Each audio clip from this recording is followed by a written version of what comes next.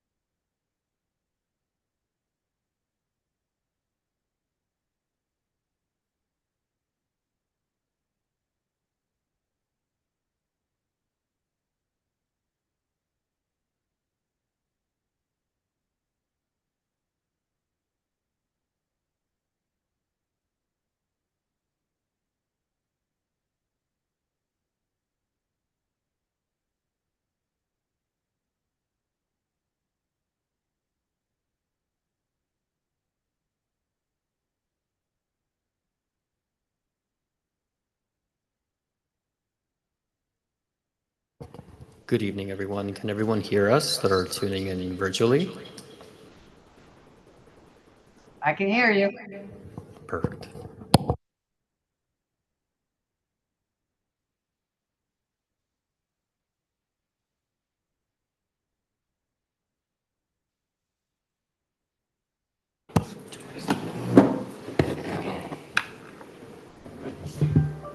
Good evening, everyone.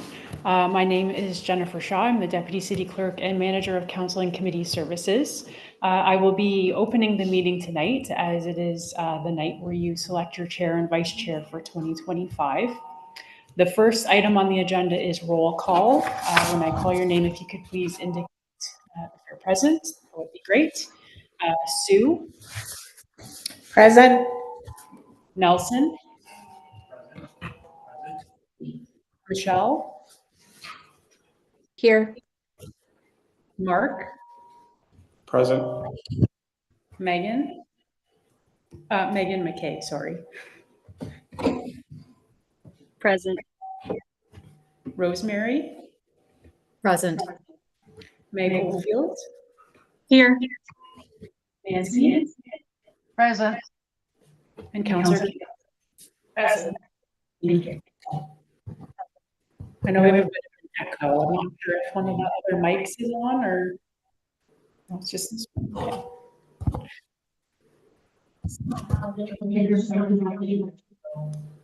Okay.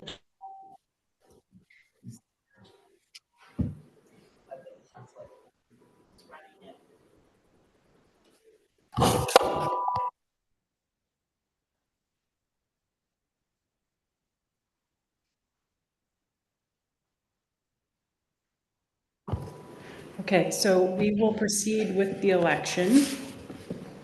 For those members joining us virtually, I would like to remind everyone to use the raise hand feature to speak and voice your nomination and to have your cameras on during the voting process.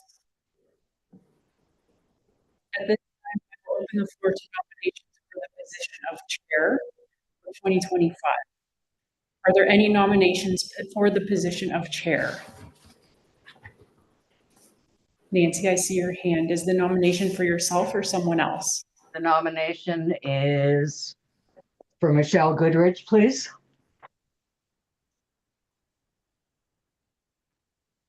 Michelle, do you accept the nomination? Yes, I do. Thank you. Are there any other nominations for the position of chair?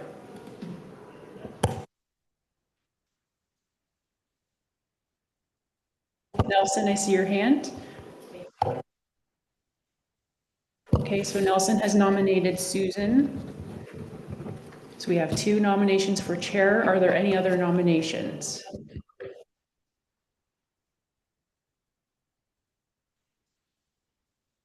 Final call. Okay, I will declare the floor closed to nominations for the position of chair, and we will have to vote on each candidate in the order that they were nominated. So we're going to do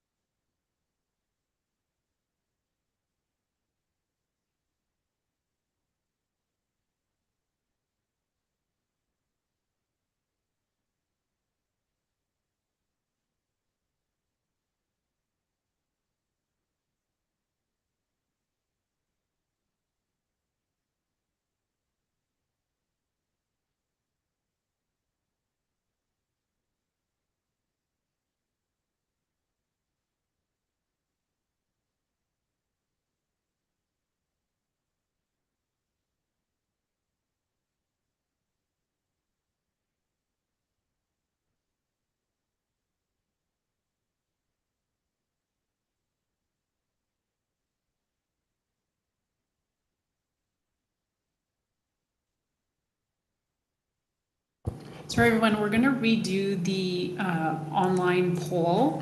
There was just a mix-up in one of the options, so we'll redo it just to clarify. Thank you.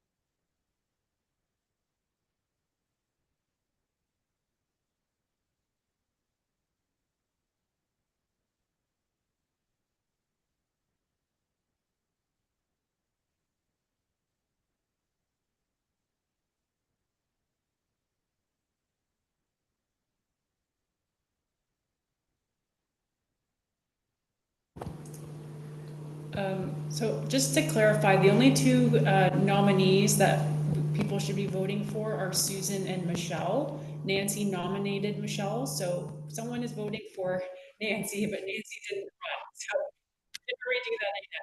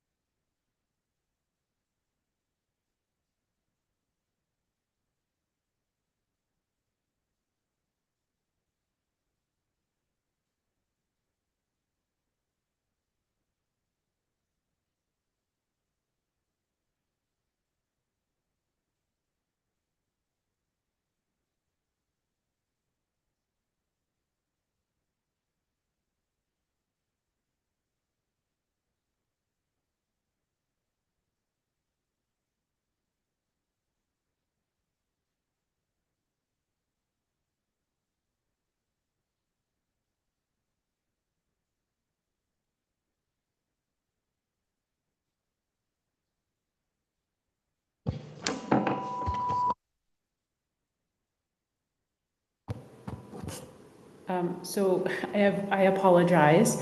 If you're a non-voting member, you shouldn't be voting for the chair or vice chair in the election. So we are going to redo the vote based on that information.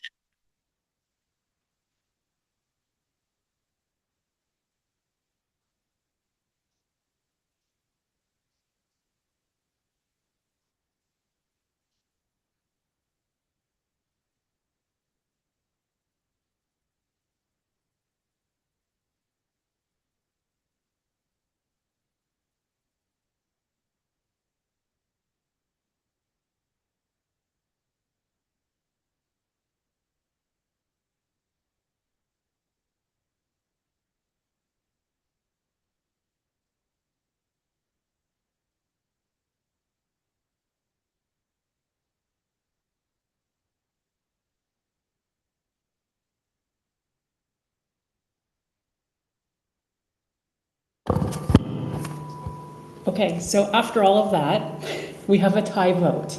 So we have two options. We can proceed with or there's a few options. We can proceed with the election of the vice chair and come back to chair later, or you can defer it to the next meeting.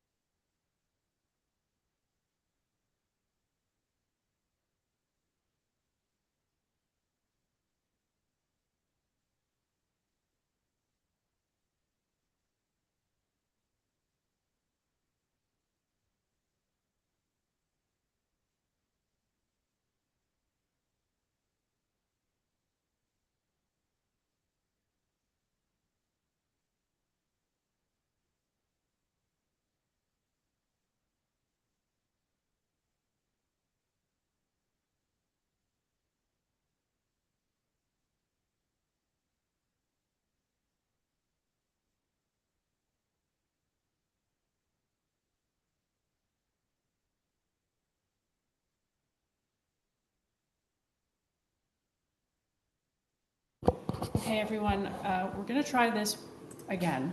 This time, instead of using the poll, I would ask that you please direct message me, Jen Shaw, with your vote for which candidate you're voting for. The poll is not working the way it should, so hopefully this will work instead. Thank you.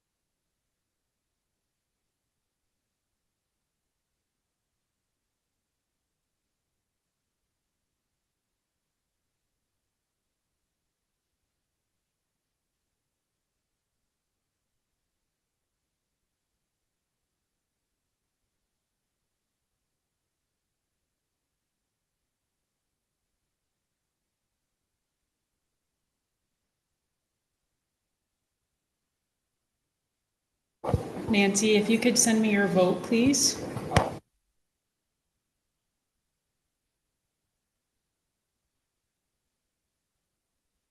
It has been sent. I'm not seeing it in the chat. Can you send it again, please? All right, hang on.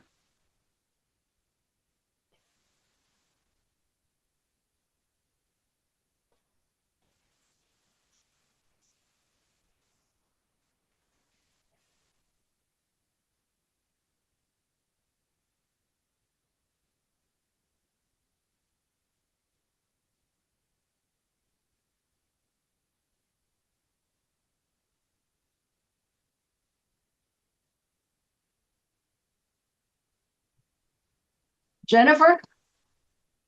Is Nancy, my chat's not working. Okay, I got your vote. I see it here. Thank you. Okay.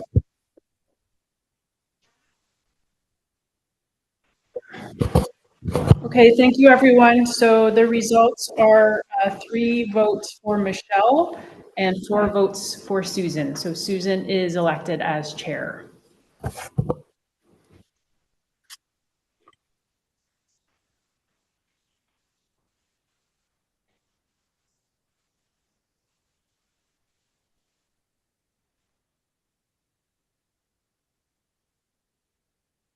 So we will now move on to the election for vice chair. And we'll do the same. If you can put, actually, I'll call for nominations first. So do I have any nominations for the position of vice chair?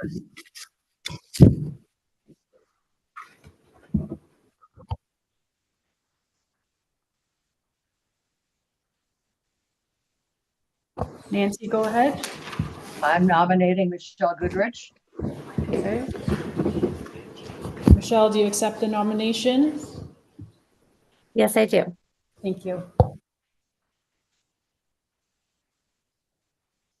I'll nominate Nelson Cecilia.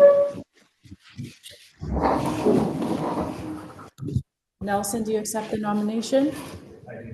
Thank you. Are there any other nominations for the position of vice chair?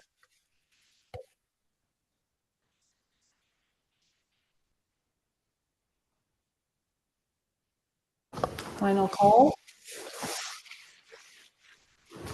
Okay, seeing no other nominations, we'll do the voting in the same manner as the most recent time.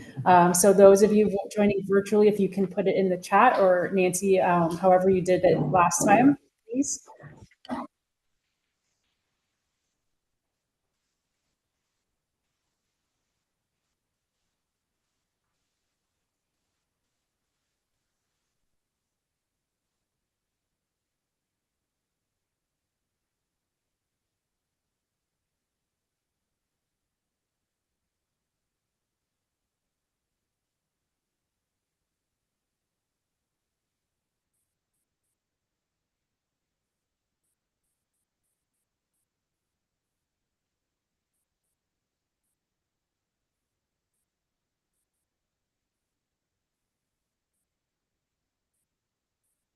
Nancy, are you able to send yours through?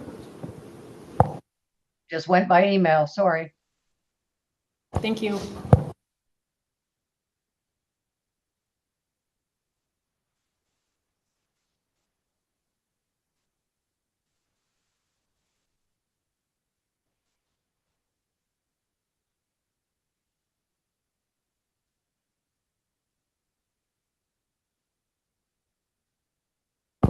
Okay, the results are in. We have 3 votes, Michelle, 4 votes for Nelson. So Nelson is elected as vice chair. So congratulations, both Susan and Nelson, on your elections. Thank you.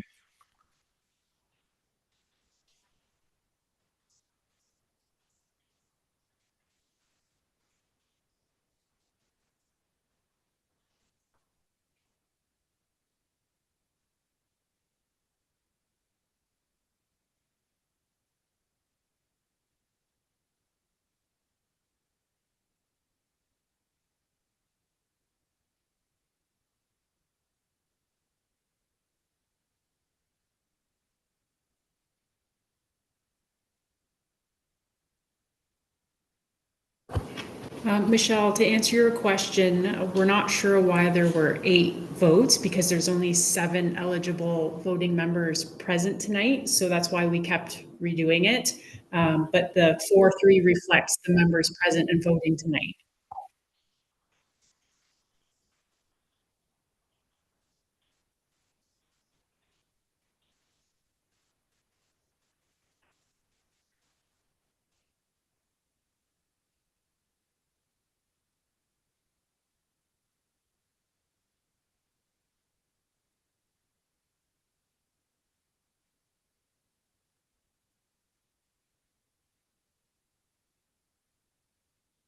Yes, we're ready. Laura, do you have a staff introduction to make? I do, thank you, Madam Chair.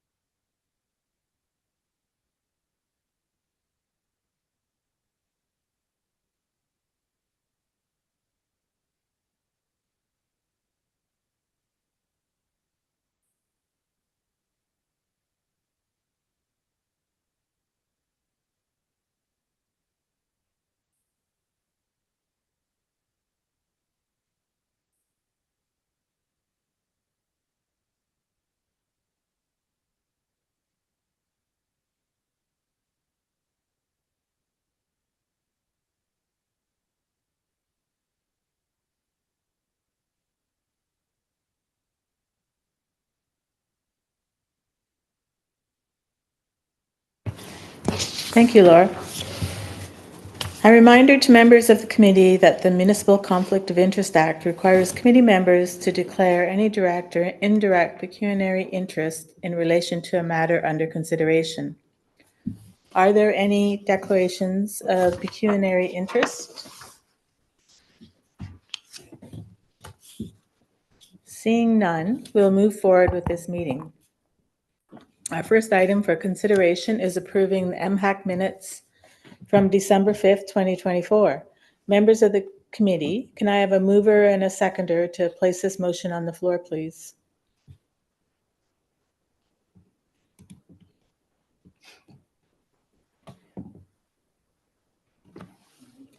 Mark and Nelson. Recommendation that the minutes of the December 5th, 2024 meeting of the Municipal Heritage Advisory Committee be considered for errors and omissions and be adopted. Do any members of the committee have any questions?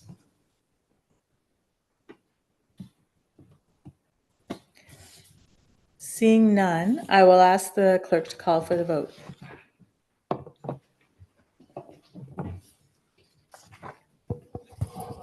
Susan?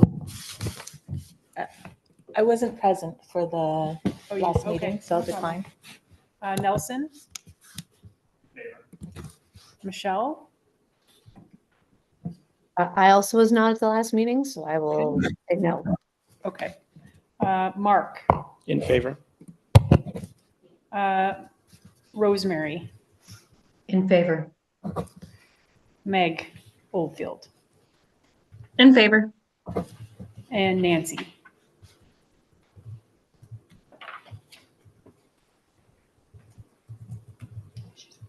You're muted, I was- Nancy. I was not at the last meeting as well. Okay. Just to clarify, like if you're not at the meeting, you don't have to abstain from voting. If you don't vote, it actually counts as a no vote. So it's just minutes. So you can vote for that. So maybe what we'll do is redo the vote, okay? So Susan, In favor? thank you. Nelson? Michelle? In favor? Thank you. Mark? In favor. Rosemary? In favor. Meg? In favor. And Nancy? In favor. Thank you. That carries. Our first presentation today, we have members of WSP Canada here to present an update to the Heritage Register Review of 2025.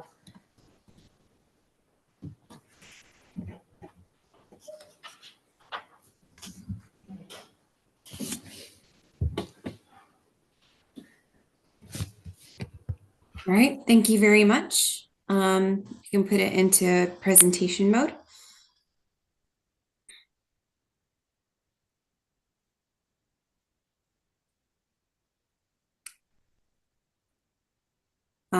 Sorry, is there a way to make the screen full screen? Unfortunately, there isn't. We won't be able to advance Okay. these slides if we do that, so we have to keep it in this format. I'm sorry. No problem, understood. Yeah, I just wanted to double check. Okay, thanks. Great. Well, thank you very much for having us tonight. So my name is Heidi Schaff, and I'm presenting an update on the City of Cambridge Heritage Register Review. I have two of my colleagues joining me tonight, Megan McKay, as well as Chelsea Dickinson. Next. So just a brief overview of the presentations. We're going to introduce the project, walk you through the review process that we're working on, just share some sample forms, and then go over the form contents, and then an update on our progress, and then we'll open the floor if anybody has any questions. Next. So WSP was retained by the City of Cambridge to complete a review of properties listed on the Heritage Register. The overall purpose of the review is to classify each listed property and determine whether the property should be prioritized for designation, retained on the register, or removed from the register. We are undertaking the project in 2 phases, and we're currently in phase 1. So phase 1 entails doing a desktop data review and field work to establish the existing conditions of 428 listed heritage properties. We also recently received authorization to undertake some additional properties. So we're looking at the full register. So I believe that's an additional 133 properties. So that number is actually quite a bit bigger. Following that, we're doing preliminary heritage evaluations for the listed properties. This is fairly high level, but the goal is to have sort of a working statement of heritage value at the end and preliminary list of heritage attributes. And finally, once we get through phase 1, we will attend city council meeting to present our results. After we wrap up phase 1, which is looking at all the properties, establishing existing conditions, and doing those preliminary evaluations, we move to phase 2. So here we'll identify high-level areas that may warrant designation under Part 5 of the Ontario Heritage Act as part of a heritage conservation district. Again, this is a high-level exercise where if we are seeing areas with high concentrations of heritage properties that warrant designation, that's where we might identify and say, hey, you guys should take a further look here. We think that a district may be warranted. So it's not that we're undertaking an HCD or any of those studies. It's just spotting areas where it might be warranted. Following that, we're going to do a report to summarize our findings and then finally present those findings at City Council meeting. Next. So for the phase 1 review process, which we are currently undertaking, there are 3 separate steps that we do. The first is we do a desktop property review. So the city has kindly shared some background data with us, some existing background research. We also just search online for any materials that may warrant give us any additional historical background research if it's been evaluated already or flagged. So we do a quick check online. Following that, we do fieldwork to confirm the existing conditions of the property from the right-of-way. So we're not entering private property as part of this project, but you probably will see us traveling around town and taking photos to establish existing conditions of what is there. And then finally, we complete a property review form. So once we have all this information, we complete the form with our findings and then make a judgment call as to what the next step should be. I will add that we are doing all of this work on an ArcGIS database. So we're collecting the information online in a mapping tool so that it's all in one space and can be shared back with the city. Next. So we have some sample forms ready. So to date, we've submitted 5 sample forms for to the city for comment. So for Veterans Way, 1370 Maple Grove, Guelph Avenue, 4860 Town Line Road, and 2000 Speedsville Road. We have fieldwork completed for quite a few more of these properties and draft forms completed for quite a few more, but we wanted to gather input. I know these forms have been shared just to get any initial reactions to the forms before we get too deep into submitting these. We would love to just get that feedback now so we can adapt before we start rolling these out. Once we get this initial round of feedback, we plan to submit these forms on a rolling basis and incorporate feedback and guidance throughout the process. So we do anticipate that it will be iterative. Next. So the form contents. So each form contains the address and property name, current photo and location plan, property observations based on our field review, additional notes, documentation, and research, and our preliminary heritage evaluation. This is set up in a table, so it's purposely designed to be very simple and high level. Finally, we classify the property as either a significant built heritage resource, a character supporting resource, or not a heritage resource. And then we have a draft statement of cultural heritage value. Again, this wouldn't be as robust as if we had completed a full cultural heritage evaluation report. It's intended to be a snapshot to give direction on where to go next with each property.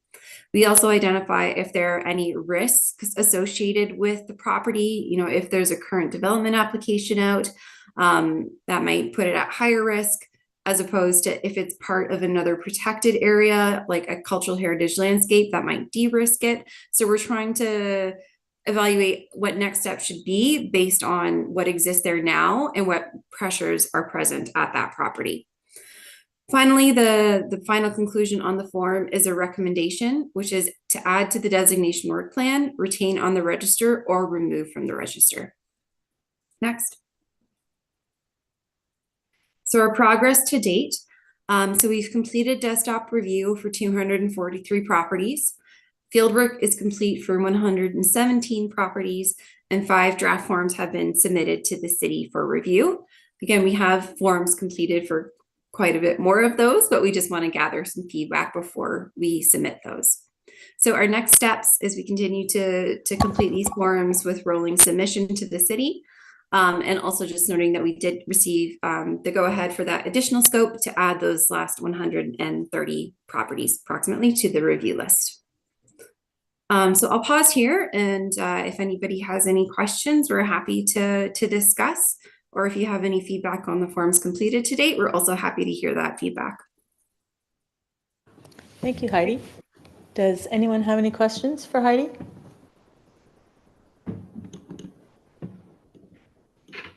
I have a question. Yeah. What's the timeline for this project? Yeah, that's a good question. I think we are hoping to get these forms completed over the winter. And then if we needed to go back out and do any cleanup in the spring, we would go out and do that. I don't have the whole project schedule up in front of me right now, but I could get back to you on more form submission dates. But our plan is to do the bulk of the work over the winter, at least for phase 1 in that desktop review in the fieldwork. Thank you.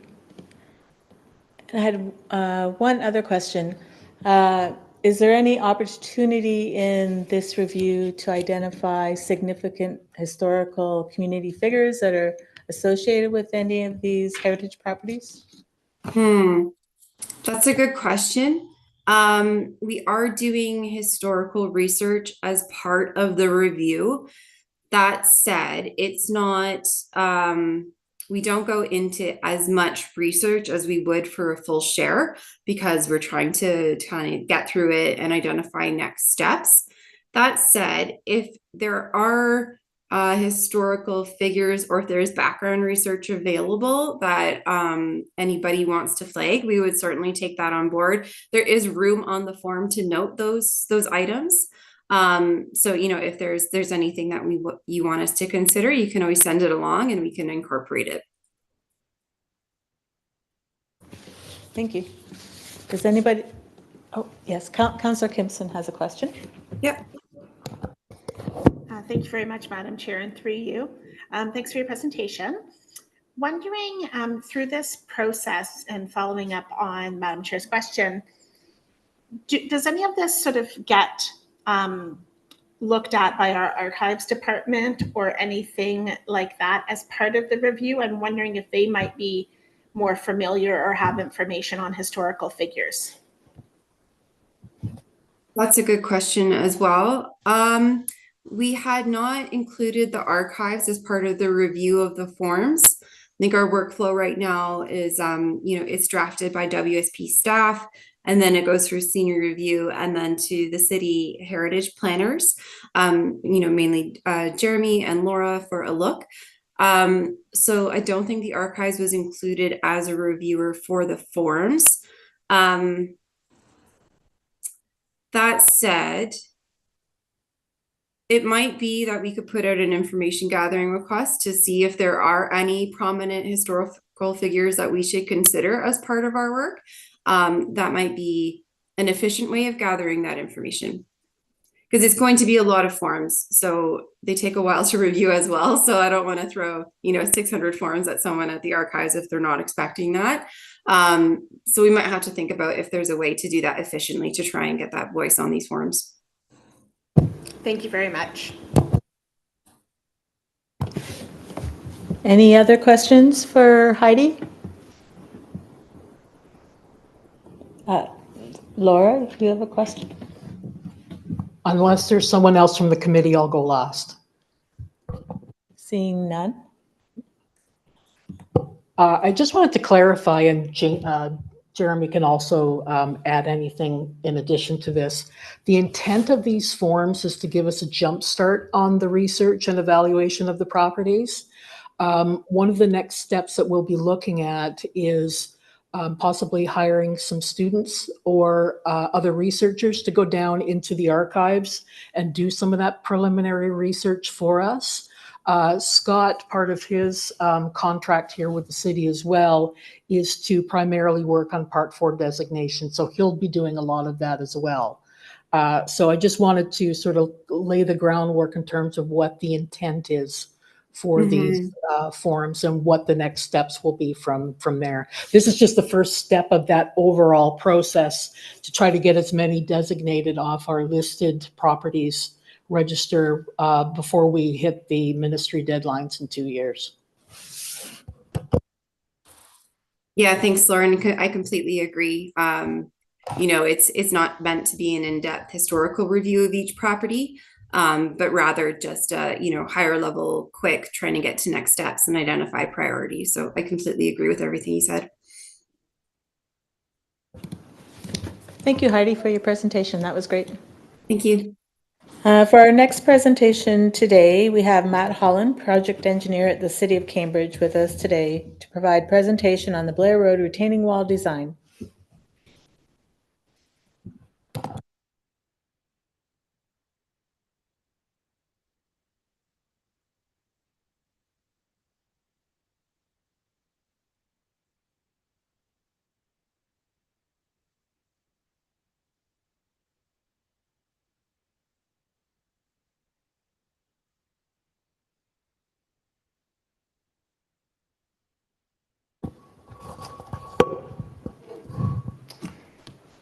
Good evening, everyone. Can everyone virtually hear me okay? Just a thumbs up. Great, thank you. Good evening, everyone. My name is Matt Holland, and I'm a project engineer here at the City of Cambridge and the project manager for this Blair Road retaining wall design. I'm joined today with Emily Pepper from WSP, who is a heritage mason expert and engineer. She visited site on November 8th last year and provided the majority of new information you'll see today. And I'm also joined with Jeff Smith from WSP, who will answer any questions as well at the end of the presentation. Next slide, please. So a brief table of contents. I'll be providing a brief overview and then really focusing in on the new information that was requested by MHAC last time, and the wall options that we have available to you, and then also a new recommendation. Next slide, please. So a brief project overview. The wall is located adjacent to the 45 Blair Road property. It's about 62 meters long, ranging in height from 0.2 meters to 2 meters. It's believed to be over 100 years old. It's not in the best shape. It's listed in poor condition, and it is in the Dixon Hill Heritage Conservation District. Next slide, please.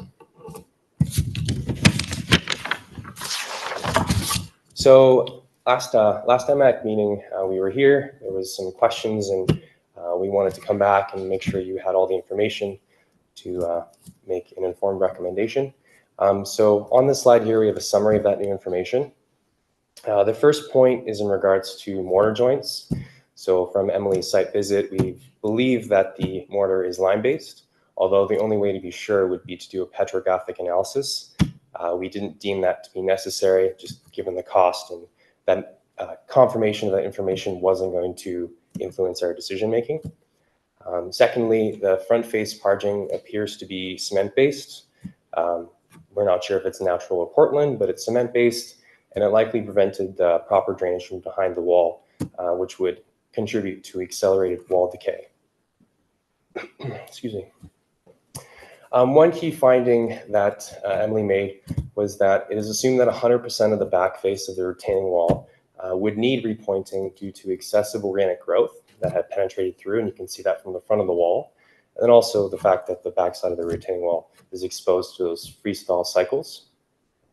In addition to that, it's recommended that deep repointing be done from both the front and the back of the wall, which is a larger scope than the original repair option, which we've represented as repair alternative A. So you will have noted in the report and updated tech memo that there's a repair alternative B, which Emily put together, and it just had a more expanded scope and really represented the full amount of work that needs to be done to make that wall structurally sound, really. What didn't change is that the lower 10-meter section of wall at the southern end needs to be replaced, but we believe that that section of wall was probably constructed at a later date. It could have been a year later, construction season. We're not too sure, but likely at a later date. And then another key finding that Emily highlights in the updated tech memo is that near the northern end, there is a bulging section of wall, which would require some sort of engineered stabilization and likely need to be rebuilt. And then in addition to that, we met with 2 mason contractors, so it's great to have Emily on site, but we also wanted to talk to some contractors and get their professional opinions. And they didn't recommend the wall repair option, just given the amount of repairs involved, and you start in one area and you move to another and you kind of open things up. And so it wasn't recommended by them in our conversations. Next slide, please. I think we went one too far. Oh, never mind. Sorry, my apologies. You're good. Thank you. So as I alluded to, the wall repair option, there's repair alternative A, which hasn't changed since last time we were here. It involves repointing a lot of the wall, dealing with the vegetation growth, dealing with some of the larger areas, bringing in stone shards and mortar to fix those. And then there's also in the updated tech memo, repair alternative B, which goes into more depth and talks about the deep repointing that is required, and that would need to be done by qualified heritage mason specialists. And I'm sure you all are familiar with repointing, but I'll just explain briefly that what would happen is that these mason experts would have to come from the front and the back and basically clean out the mortar until they found a sound, sort of a sound point, and then kind of fill it in back from there. And that could be the full thickness of the wall, depending on the area. And considering the fact that we believe that the back is worse than the front, it could be pretty extensive. And I, again, wanted to highlight that bulging section at the north end that would need to be rebuilt. And then also between both options, the southernmost 10 meters of wall would need to be completely rebuilt as well. Next slide, please. So this hasn't changed from last time. You'll be familiar with the 3 different options. They're all the same structurally. They're all acceptable from a structural engineering perspective. The difference is the facings. The one thing I'll draw your attention to on this slide is that the existing retaining wall would remain in place for option 3A and 3B. So that might be a good thing from a heritage perspective. And then option 3C involves salvaging the stone. So part of the wall would be dismantled for that. Next slide, please. So really the question before you today is on which wall facing I guess you like the most. There's 3 options. There's option 3A, which is a heritage synthetic form liner, option 3B, which is for a new stone facing, and option 3C, which is for salvage stone facing. And the recommendation we'll be making to you today, the staff, is option 3B for new stone facing. And so I just want to draw particular attention to that one to explain what we're trying to do here. What we're trying to do here is mimic the existing wall as it would have been when it was built in the beginning. And so that would involve sourcing new stones to match as close as possible what the existing wall would have looked like. And another key thing, which also came up last time, was making sure that the stone is laid in such a way that it is historically accurate. So historically accurate structural coursing. So we try and mimic what was previously done with the existing wall. So yeah, next slide, please. So here's a summary of the options. And I just wanted to draw attention and explain. So capital cost is the initial construction cost or repair cost. That's the cost in 2025 dollars that we would have at the beginning. The life cycle cost is representative of the total costs to do that option. So what that means is that is the initial capital cost you see there in that first row, plus any additional repairs, maintenance, monitoring programs. And those future costs are then discounted back in 2025 dollars. So it's just a way of getting an apples to apples way of looking at all the different options and comparing the costs. This hasn't changed much from last time. There is a slight increase in construction time for a couple of them just based on Emily's expert opinion, but they're generally in line with what we saw before. And again, just drawing attention to 3B, really emphasizing the proper structural, historically accurate coursing patterns. It's a mouthful, but it's important. Next slide, please. So this brings me to the recommendation for you today, which is for option 3B. That is to replace the existing wall with a new cast-in-place retaining wall on caissons with a new stone facing. There's 4 main reasons, and we believe this to be the best option for you today. First one is that it's a new retaining wall built to modern standards with a 75-year design life. We expect it would last a lot longer than 75 years with proper maintenance. Secondly, a new real stone facing, proper structural courses and really made to mimic what the existing wall would have looked like at the time. A cost that is middle of the road in terms of these replacement options. Cost is important as well. So I hope this provides a balance of a heritage-friendly facing without the premium cost of trying to salvage the existing stones. And then finally, a much lower project risk in terms of both time and cost when compared to the repair option and trying to salvage a stone, which I like as a project manager. Next slide, please. So with that, this is the recommendation for you today. And next slide, please. Happy to answer any questions. We have Emily with us virtually from WSP and Jeff in the room. Thank you.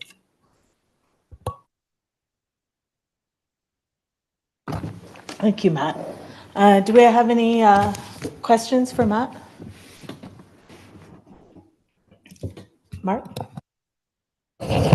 Through the chair, in the meeting agenda on page 30, there's a picture of actual stone facing that is proposed. It's like a beige, it looks a lot like the form liner, but in the presentation, it's a much different appearance. So which one is the $1.6 million price tag? Sorry? Which one are we proposing is the $1.6 million solution? It would be more along the lines of the one in the presentation. That's what we're looking for. We did discuss this in a team meeting before.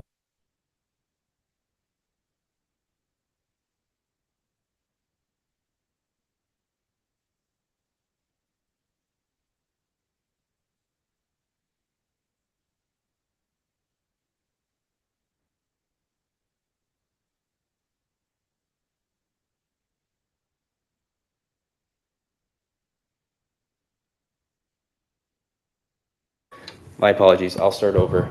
What I was saying is a great question. And the picture on the slide is the one in front of you is the one that we'd be trying to emulate in terms of option 3B. In discussions with Emily and Jeff, we wanted to find something that was as close as possible representative of that. And this is one of the ones we settled on for you. Maybe Emily, I'm not sure if you have anything to add to that in terms of some specifics, but this is what we came up with. Yeah, I mean, essentially the details of what it looks like and how you go about doing option 3B from a detailing perspective for the final aesthetic component, that is all something that needs to be developed in the final design. But the general project aim would be to ensure that what you're seeing on site is as close to looking like a solid random rubble wall as possible. It may not be the exact same coursing pattern necessarily, but coursing pattern, or when I mean coursing pattern, I mean like we're not going to have, say, we wouldn't necessarily specify this stone in this exact same position from behind into in front, because that's a very, very significant cost implication. And generally speaking, that's not done, but we would be looking to emulate or at least replicate the style in which it was constructed. And that is possible. It may be that patina and aging and weathering of the stones over time will make it look more historically accurate, but that's a natural aspect of using new stone in its environment. Just a follow-up, if I could then. Is there a risk that the cost for option 3B would increase as we get into that kind of design detail phase? I don't, through you, Chair, I don't think so. We put a lot of effort into trying to verify these costs. And I think we've been conservative. We have a contingency. I mean, I feel like every project manager shoots himself in the foot and they're like, no, it's the cost. But we've given our best effort at trying to align it with a proper premium, because there's a premium with using stones like this. So you're asking a tough question, but I don't think so. Okay. So I would just add it's that risk is no greater for option 3B than for any of the other options. Do any committee members have any more questions for Matt? Yes, Michelle? Yes, thank you. Nice to see you, Matt. I have a couple questions.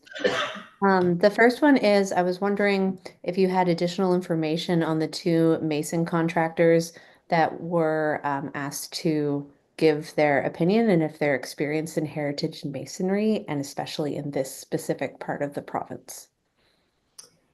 Sure, I can speak to both the companies.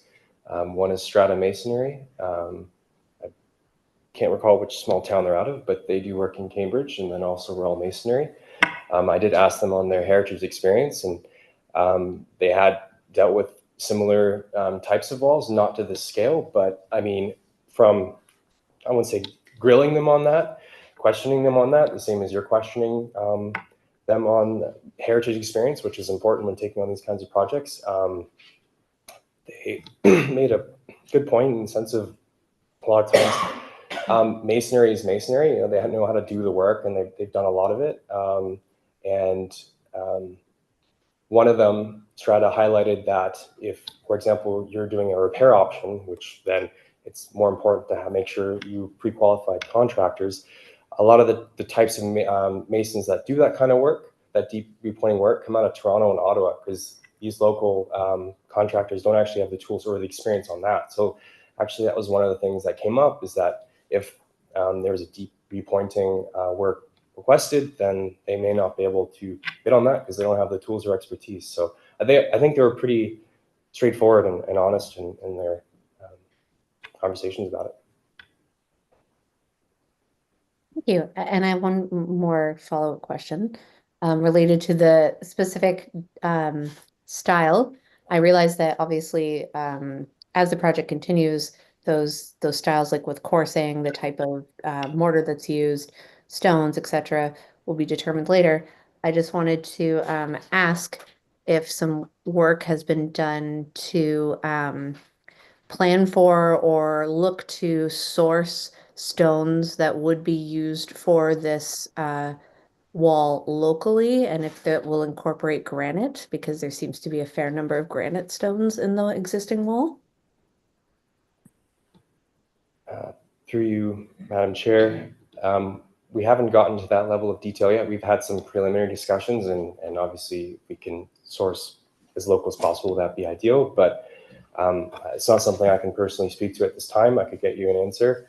But perhaps Emily may have an answer. Not to put you on the spot, Emily. You may have a better answer. No worries. So we haven't spoken at detail of sort of sourcing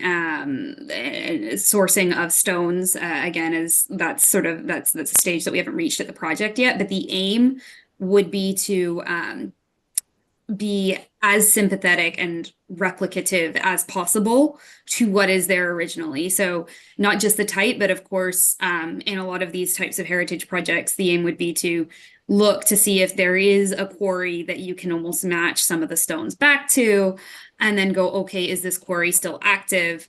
Or are they? So there's a risk with that, because sometimes some quarries, historic quarries that are still active, will have been converted to aggregate quarries, which you can't use for cut stone due to the blasting that's used for aggregate.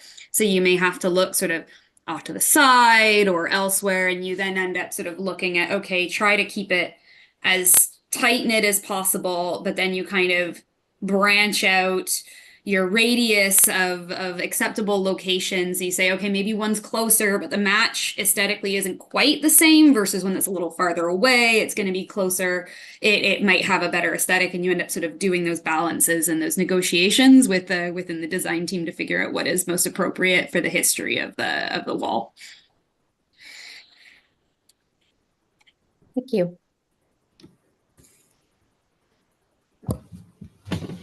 Any other questions for Matt or Emily? Seeing none, thank you, Matt. Thank you, Emily. So now we're moving on to 25-001 MHAC updated technical evaluation memo for the proposed retaining wall replacement at 45 Blair Road. Do I have a mover and a seconder?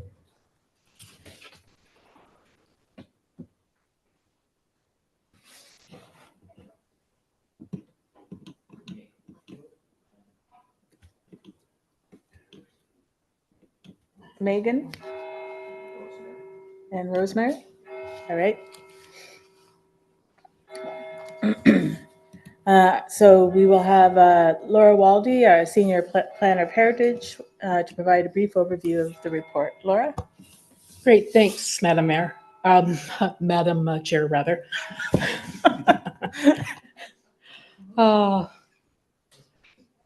Okay, so actually my presentation is going to be pretty short because I'm not going to really repeat what Matt has said. Matt has given a pretty good overview of what the project entails and what we're bringing to you here tonight. So the options that we're looking at is we're recommending option 3B. Option 3B is a really good option that considers all the elements that council will have to consider when making their overall decision. And those elements will include the heritage value, the overall cost of the project, and also the longevity of the wall being 75 years. So, and that was explained well by Matt, those elements. So those are the things that council is going to want to take a look at with regards to that. So why we're here tonight is for two things. We're seeking your support of option 3B.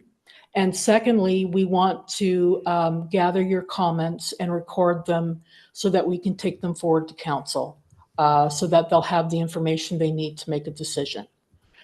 So those are the two things that we're looking for from MHAC tonight.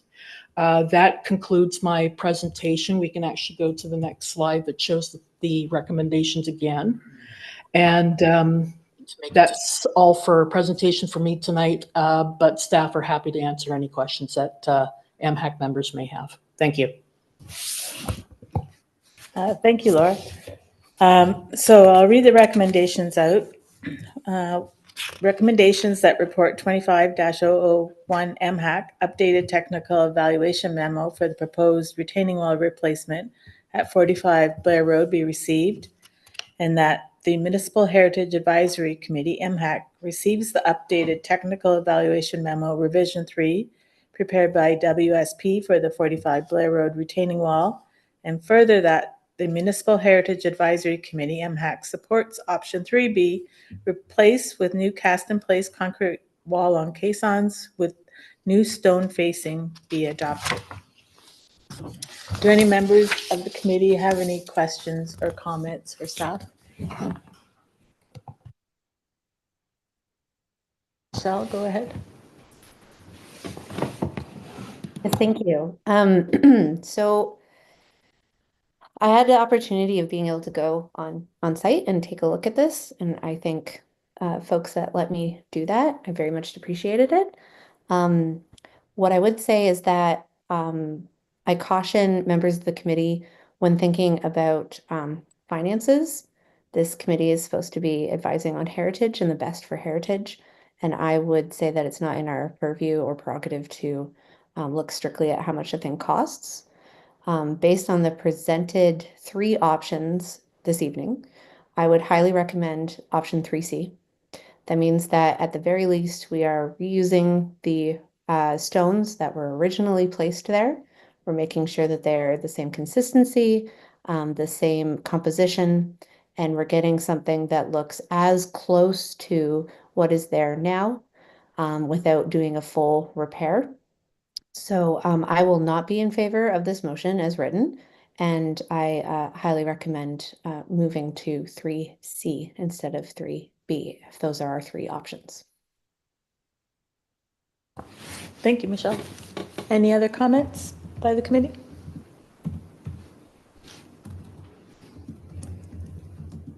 Is there any others? Okay. Nancy, go ahead. I'd like to back up Michelle's suggestion of 3C. Again, the situation is a little confusing because the original wall lasted 100 years. So we know the materials of the original walls, the stones, are stable and would be good candidates to rebuild into a replacement wall. So I will be going for the 3C option as well. Thank you, Nancy. Any other comments? I guess I would just like to make a comment that I'm going to support 3B, option 3B. I think whatever option we support, we're not going to get a wall that looks like what we have now, that's heavily parged, and it's just going to have a different look and feel, even if we reuse the same stones that are there. And I think it'll be difficult to work with the heritage stones that are in place in the wall now. And I think we'll actually have a better product in the end if we use new stones for the structure.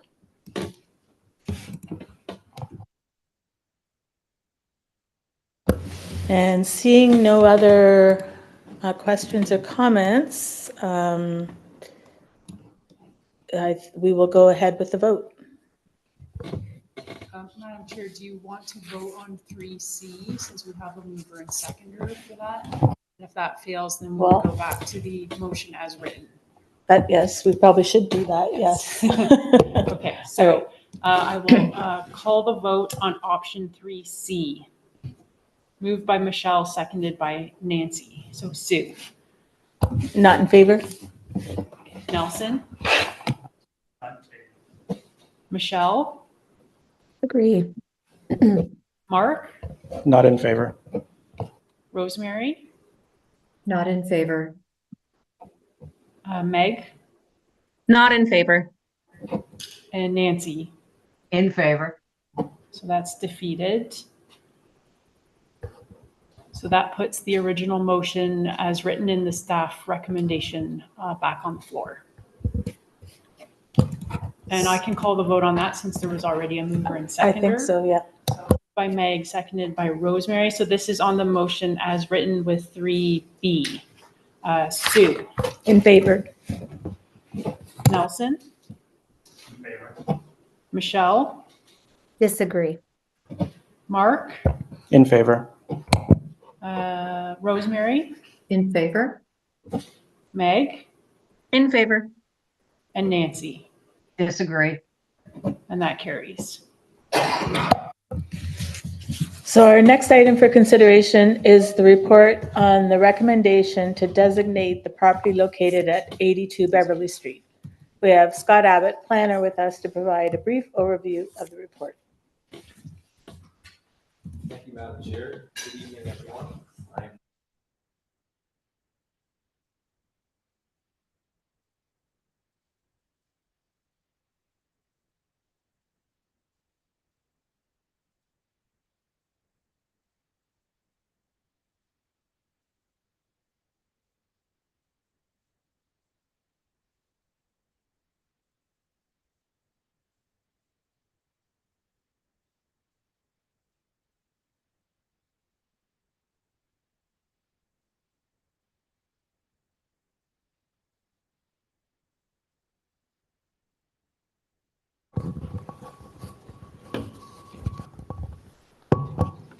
Can everyone hear me now?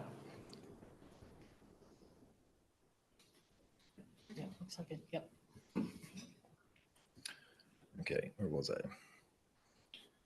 I? So the school was originally established in 1938 as St. Mary's School, after which it was renamed St. Patrick's School in 1954.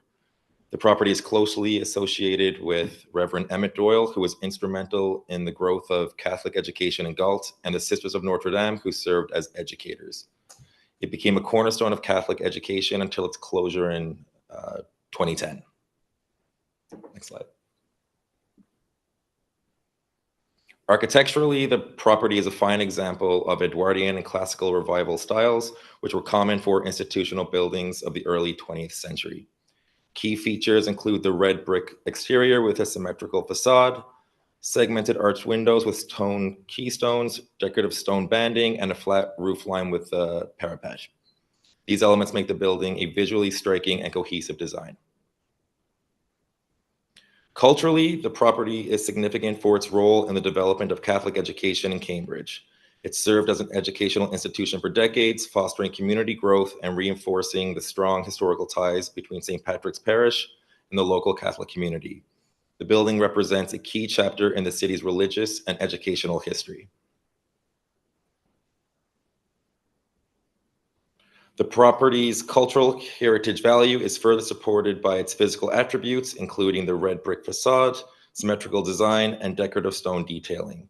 The original structure from 1938, along with its compatible additions, maintains the building's historical integrity. Its location also contributes to the Beverly streetscape and its connection to nearby heritage properties. In conclusion, 82 Beverly Street meets the criteria for designation under the Ontario Heritage Act due to its historical, architectural, and cultural significance. This concludes my presentation. Madam Chair will now present the recommendation. Thank you, Scott. Before moving to questions for staff, we'll place the motion on the floor. May I have a mover and seconder for this item? Nelson? And Michelle, thank you.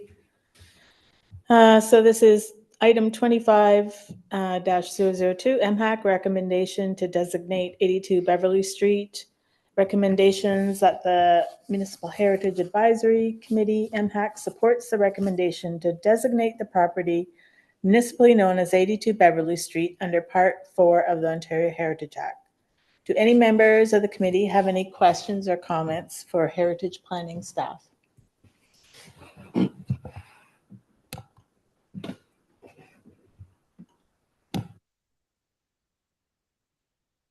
Seeing none, we will go ahead with the vote. Opening voting, Sue, In favor? Nelson, Michelle, Agree. Mark, In favor. Mary, In favor? Meg, In favor? and Nancy. In favor. That carries unanimously. We have 3 information items for today. We have 2 memos for information purposes, only with the first being for information purposes only, with the first being memo 25-001, Scoped Cultural Heritage Impact Assessment for 895 Riverbank Drive, 800 Middle Block Road, 4220 Fountain Street North, and 4300 Fountain Street North. Our second memo is memo 25-002, internal procedure for heritage review of building permits to construct or demolish. And our last information item is a list of demolition permit applications that were submitted in November and December of 2024.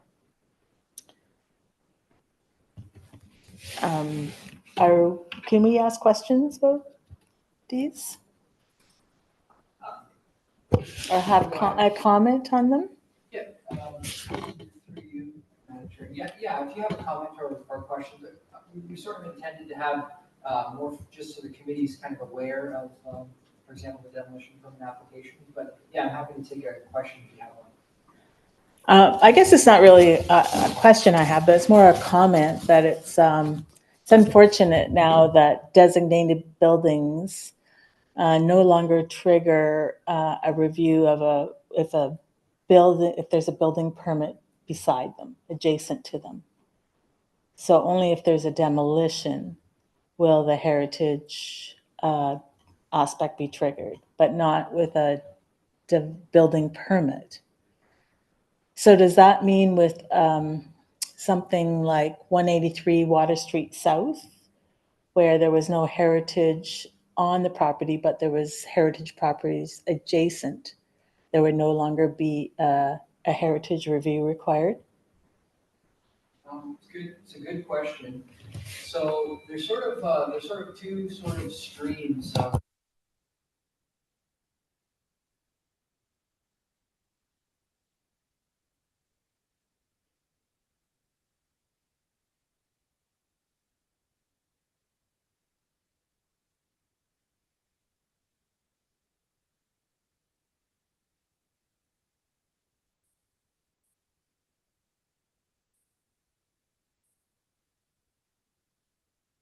Let's try that again. So, yeah, I was mentioning there's two streams. There's Planning Act applications, and then there's Building Code Act applications. So for these, for what we're talking about today is when we receive a Building Code Act application to either demolish a property or to build a new structure. In that case, the only applicable law from a Heritage Act perspective is listed properties, in which case demolition is regulated. There's a 60-day hold, and that's on a listed property. On the other end, it's a designated property. And again, demolition, alterations, those all come to you as a heritage permit. But adjacent properties, even if they're designated and there's a Building Code Act application for demolition or new construction, it doesn't, the designation of the adjacent property has no impact on the demolition permit application. Unfortunately, that's just sort of how the legislation goes. If you get a Planning Act application, like a zoning bylaw amendment or something like that, then we can ask for a CHIA. We can ask for other studies under the Planning Act. But unfortunately, our hands are sort of tied. So the idea here is we wanted to create a very sort of open procedure that we would follow for demolitions. Also, so you know when it's adjacent to a designated property. The procedure here is staff would review the demolition, and we would, if we determine that it's significant enough or it meets enough of the criteria under the Act, then we would bring it to the committee and we would bring it forward for designation, voiding the demolition permit. That's for demolition specifically. But yeah, anyway, I just sort of wanted to clarify that there's some limitations, unfortunately, when it comes to demolition permit and building permits. Yeah. Thanks, Jeremy. Do committee members have any questions or comments on the items that we received for information? Councillor Kimpson? Thank you very much, Madam Chair. And I'd like to comment on one of the properties that is listed here for a demolition permit application, and that's the property at 43 Victoria Avenue, which is or was known as the Peter Hay Knife Company building, a listed heritage property. And It was subject to a fire on June the 4th of last year, and then again on December 26th of last year. And unfortunately, following the December 26th fire, the building department issued an unsafe order for the full demolition for this. There is a process in place, it's my understanding, where the fire department does maintain a list of vacant properties, and they're through fire prevention. They observe them on a regular basis to ensure that they are secure and safe to hopefully prevent this sort of fire and ultimate demolition of heritage or any fire of any other building from taking place. It's my understanding that there was a site visit with the owner at the end of September of 2024. So following the June fire, there was a site visit with the owner. Whether or not there was anything between end of September and end of December, I'm not sure. But I'm wondering if the Heritage Committee might be interested in considering offering perhaps a recommendation to council that we look at increasing the frequency of the visits to ensure that these vacant buildings are secure and do what we can to hopefully prevent this sort of destruction. So I just sort of bringing that up to the committee for some consideration, if that is something that we might be interested in doing, and bringing forward a recommendation to consider, however that might work. I personally think that's a worthwhile consideration, considering we have had a loss of heritage due to fires in the past, and vandalism due to them not being secure, and I'm not sure if that's something staff would look into and come back to the committee with a recommendation, or if the committee should be coming up with a complete recommendation on their own. And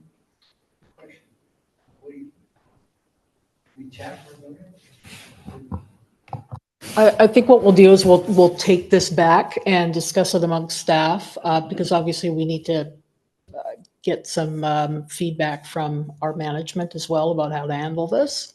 So we can do that. And as a follow-up to that memo, I guess Jeremy can do a follow-up information report for you about what staff is discussing, and if there are any suggestions at that time that you can take into consideration. And through you, Madam Chair, to Councilor Timpson, I'm thinking. Try this one. That's, yeah. I'm doing two. So I'm wondering maybe if this would make sense to go as in the council information package, as coming from staff with the advice from the committee. That way council's notified of this recommendation, but we're not putting together a full council report for something that's maybe pretty small in terms of advice. do other committee members want to make, Councillor Kimpson? Let's let the other committee members speak if they wish, and then I'll come back and ask another question. Do other committee members wish to comment on this item? Michelle? Yes, thank you. I don't know if it's out of place, but I wanted to comment on what Councillor Kimpson had mentioned. Just as an information piece, in case folks are curious, I believe it was the city of Oakville. At one point, I don't think they do it anymore, had a person dedicated on staff to go and inspect heritage buildings regularly. So I'm wondering if that's something to take a look at. Thank you, Michelle. Any other committee members' comments? Nelson?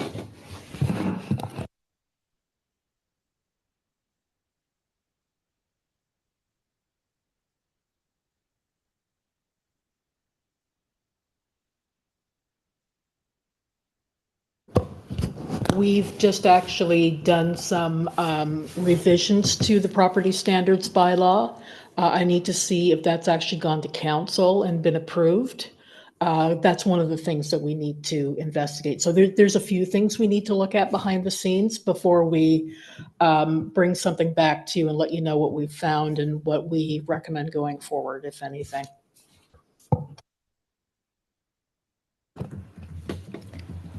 Councillor Kimson? Thank you very much, Madam Chair.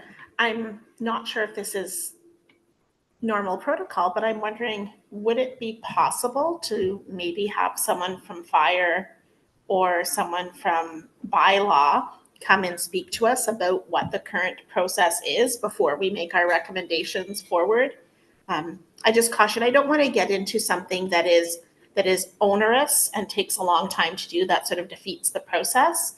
But if there is, in fact, could we arrange for someone to explain what is happening now, and perhaps then we could provide some feedback that might be worth considering. That's through you, Madam Chair, to the council. That sounds like something we could do. Reach out to bylaw and to fire, and see about having if someone come, or if not, have some communication from their section, and we can bring that back to the committee next meeting. Again, one of the things that was rolling around in my head in terms of next steps that we need to do to take a look at, and that's definitely one of them, is reach out to fire and talk to them. All right, thank you. So we'll move on to other business, chair's comments. We'd just like to thank everyone for voting me in as chair, and I'm looking forward to a productive year on Heritage Matters. Councillor Kimson, do you have a report from council? Thank you very much, everybody. As you're aware, the budget was passed, and so that has been passed and is in place. And we are, I guess, moving forward. Coming up, we have the Mayor's Winter Levy coming up in February. It is going to be held on the Saturday of Family Day weekend with a Valentine's theme. So just mark that in. I think it falls before our next MHAC meeting. So I just wanted to make sure that everyone was aware of that. You're certainly welcome to attend. And thank you all, everyone, for your presentation. Where will it be held? Here. Oh, okay. Right here. Oh, perfect. Right here, City Hall. So right here, probably in this room and out there and in the atrium. So right here. Thank you. And do we have any other business by staff, senior heritage planners? I have one small thing. There was a question when we discussed the Heritage Register review about timing. I think it might have been you, Susan. June 30th, 2025 is the final completion date. So I'm looking at the schedule. There's another consultation with the Heritage Committee and then going to council. So by June 2025, it'll be wrapped up. Through you, I am just have a quick mention here that I'd like to congratulate first Nelson and Sue on their nominations for chair and vice chair this year. So congratulations. I'd also like to publicly thank as well Kimberly Livingstone, who was the outgoing chair and gave her formal resignation last night because she is moving to Kitchener. And so therefore sold her home, and to be able to serve on a committee of council, a person needs to own property or live in the city. So that unfortunately meant that she would have to move on from this committee. So I just wanted to thank her for her many years of dedicated service to MHAC and all the expertise that she brought to the position, having been a heritage planner for the province for a number of years. is now working with the Ministry of Municipal Housing and Affairs as well to doing some affordable housing projects for them. So I just wanted to say thank you very much to Kim, and when I speak with her next, I will pass on the regards of the committee to Kim as well. So thank you. I'll pass it on to Scott if he has any updates to give to the committee about what you might be working on or anything like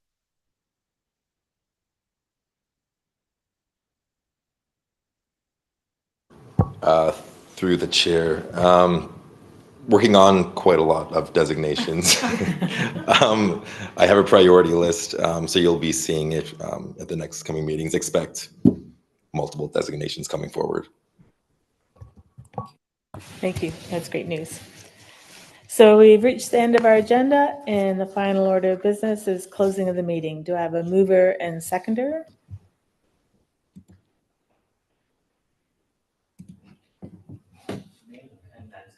Megan and Nancy. So a recommendation that the MHAC meeting does now adjourn at 8:30. I will now ask the clerk to call for the vote.